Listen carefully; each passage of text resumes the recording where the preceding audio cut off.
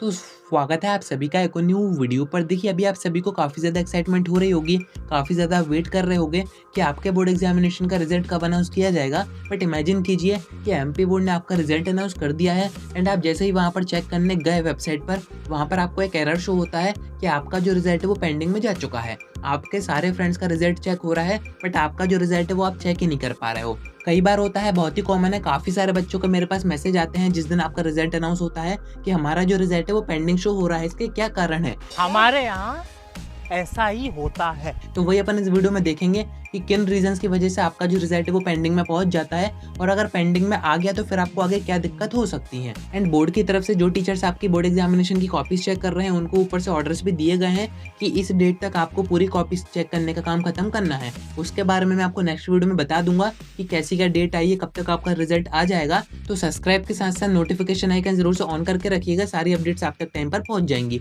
आइए वीडियो को शुरू करते हैं। अपन बात कर रहे थे कि क्यों आपका जो रिजल्ट है वो पेंडिंग शो होता है। अब देखिए काफ़ी बच्चों के मेरे पास मैसेज आए थे जब आपका एग्जामिनेशन खत्म हो गए थे, या फिर एग्जाम देने के बाद बच्चों के काफ़ी ज़्यादा कमेंट भी आए थे कि हमने आंसर शीट की जो एंट्रीज होती हैं जहाँ पर आपको रोल नंबर, सब्जेक्ट कोड या फिर आपका मीडियम वगैरह भरना पड़ता है, और इस बार से वैसे भी आपको ओएमआर शीट दी गई है जिसमें कि मिस्टेक के चांसेस काफ़ी ज़्यादा बढ़ जाते हैं। वहाँ पर आपकी मिस्टेक हो सकती है, आपके रोल नंबर में आपने सेट सही नहीं भरा हो या फिर आपने सब्जेक्ट कोड सही नहीं भरा हो। ऐसी काफ़ी सारी चीज़ें बच्चों के साथ होती हैं, काफ़ी ज़्यादा कॉमन है, बच्चे काफ़ी ज़्यादा परेशान हो जाते हैं यहाँ पर। तो देखिए यहाँ पर आपको परेशान होने की ज़रूरत नहीं है, मैं आपको बताता हूँ कि आपका जो रिजल्ट है वो पेंडिंग शो किन कारणों की वजह से करता है। इसमें आपकी मिस्टेक भी हो सकती है एंड जो टीचर्स आपकी ड्यूटी करते हैं एग्जाम सेंटर पर, जो राउंड पर रहते हैं, उनकी तरफ से भी मिस्टेक हो सकती है।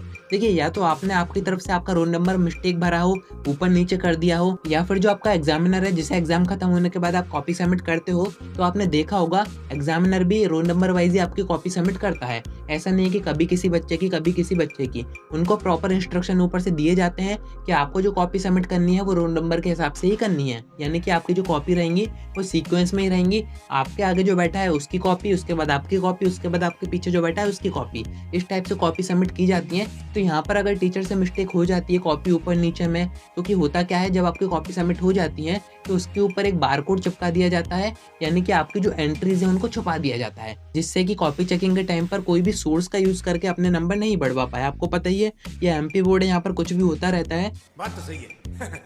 तो जो टीचर आपकी कॉपी चेक करते हैं उनको भी नहीं पता होता है कि वो किस बच्चे की कॉपी चेक कर रहे हैं। तो या तो वो जो कॉपी है वो आपकी ऊपर नीचे हो गई है, उस कंडीशन में आपका जो रिजल्ट है वो पेंडिंग में जा सकता है, या फिर आपने एंट्रीज भरने में कोई मिस्टेक करी है। क्योंकि देखिए इस बार आपकी ओएमआर शीट है, और जो ओएमआर शीट होती है वो सिस्टम के थ्रू चेक होती है। वहाँ पर अगर आपने कोई मिस्टेक की तो वो जो सिस्टम है वो आपका डेटा रीड नहीं कर पाता है और आपकी एंट्रीज ठीक से नहीं कर पाता है।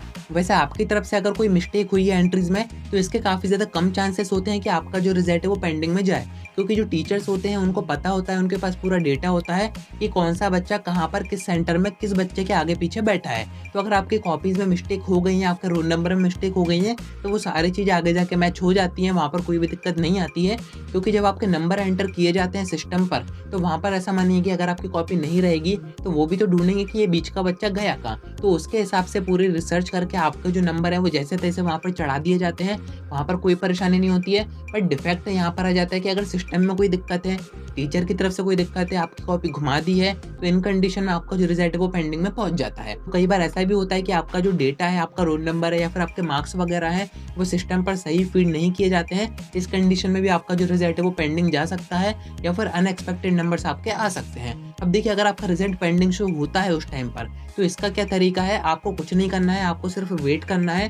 3 से 4 दिन में, मैक्सिमम 5 दिन में आपका जो रिजल्ट है वो शो हो जाता है। तो यहाँ पर कोई भी दिक्कत की बात नहीं है। बाकी अगर आपके मार्क्स अनएक्सपेक्टेड आते हैं, यानी कि उम्मीद से बहुत ही कम आते हैं, तो आप रीचेकिंग करवा सकते हैं, या फिर अगर कोई और दिक्कत होती है आपके रिजल्ट के साथ तो आप एमपी बोर्ड का जो नंबर है वहाँ पर फ़ोन करके उनसे बात कर सकते हैं, या फिर आप बोर्ड ऑफिस भी जाके इस चीज़ में बात कर सकते हैं। तो आज की वीडियो में इतना ही। बाकी अगर आपको कोई डाउट आता है, मुझसे डायरेक्ट बात करनी है, तो आप मुझे इंस्टा पर डीएम करके बात कर सकते हैं।